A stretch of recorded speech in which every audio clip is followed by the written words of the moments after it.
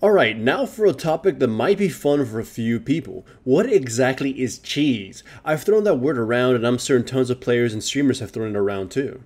In short, the word means when someone deploys a tactic that doesn't really win because of skill or because it's a good tactic, but because the person who lost due to it was simply unprepared or not expecting it. I know some will say, well, doesn't that mean the person who lost was just bad?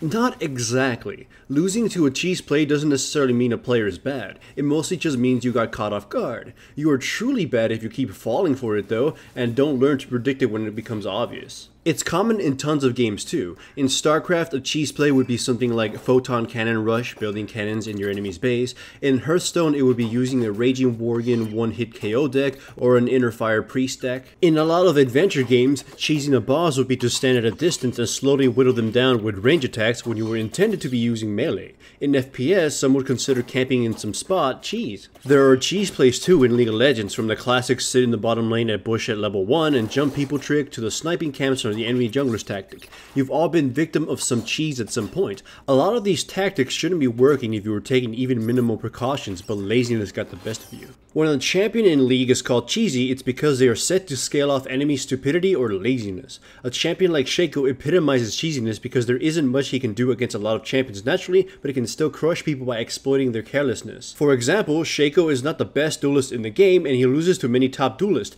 but he can play mind games against his opponent and somehow come up with a win. Shaco could blink away and feign escape only to jump his opponents again and burst them down, or he can trick his opponent into boxes for free damage, or simply harass them, escape, and then harass them again and cause them to be stressed out while clearing their jungle. Rengar is also called cheese as his ultimate can be prepared for and defended against, but solo queue mentality prevents people from taking that into consideration. Rengar becomes centered around his ultimate and either insta-murders people with Scissors Cat Leap, or does nothing and dies. Still though, a perfect leap into the enemy carry might be enough to just completely win a game. When it comes to a champion like Tom, it becomes a bit trickier. As a juggler, he's pretty cheesy. He's very lackluster pre-6, but once he makes it to level 6, he just becomes insane. If Riot were to nerf the passive on his ultimate, he'd be gutted like a fish. As it stands right now, he's just this gigantic ball of fat and death. You just can't kill Tom. He can just walk up to you and start slapping you around because there is no point in even fighting back since he simply won't die. Here's the thing about cheese plays. They're not cheating, they're not cheap, they're not bad manners either.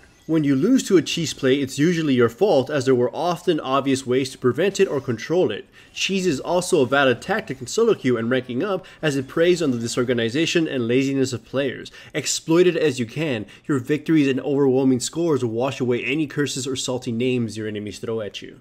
This channel is supported by my sponsors, Crunchyroll, Pro Build Systems, and Loot Crate. Check out the description below for links to the websites. Signing up for any trials, including Crunchyroll's free anime trial, greatly supports my channel. Also remember to give the video a like to support the channel and subscribe if you haven't yet.